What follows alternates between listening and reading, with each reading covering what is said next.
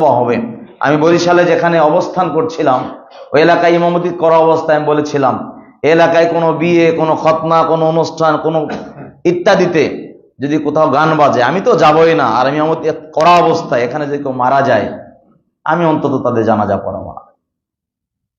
এবং আল্লাহ পাক একটা ক্ষমতা দিয়েছেন, একটা সেই পর্যায়ে এসেছিলাম ওই এলাকার যত ইমাম সাহেব ছিল সকল ইমাম সাহেব আমার সাথে ঐক্যমত পোষণ করেছিলেন যে এলাকায় যদি কেউ মারা যায় ওই রুহুল আমিন জয়পুরি সাহেব যদি ইমামতি না করে তাহলে তো আমাদের ইমামতি করার সুযোগ আর নাই।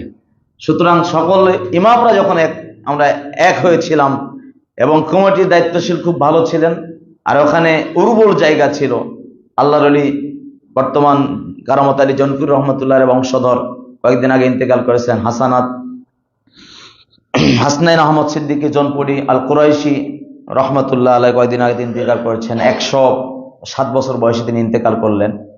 তার একটা খাস নজর আমাদের উপর ছিল, যে কারণে ওই এলাকায় আবাদ করা সহজ হয়েছে। আমি নিজে একটা প্রোগ্রামে তারা এলান শোনার পরে তারা বুঝতে পারে নাই, একটা পিকনিক করতেছিল তারা একটা বেকারি দোকানে। তো বেকারি আলা নিষেধ করছে যে হুজুর কিন্তু জানতে পারলে সমস্যা হবে, বেকারি আলা বলে চলে গেছে।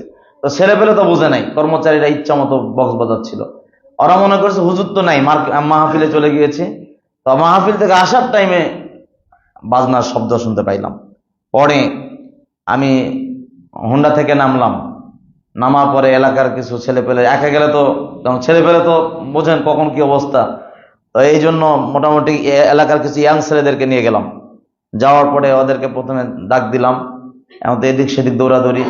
একজন না বুঝে তো আসে না কিছু বেয়াদব কোয়ালিটি ছেলে, এসে আমার সাথে কথা বলবে। এই মুহূর্তে মোটামুটি আল্লাহর দিকে তাকিয়ে ওই পুরাপুরি অ্যাম্পলিফায়ারের দিকে এমন জোরে একটা দিলাম, অ্যাম্পলিফায়ার 2 ভাগ হয়ে গেল।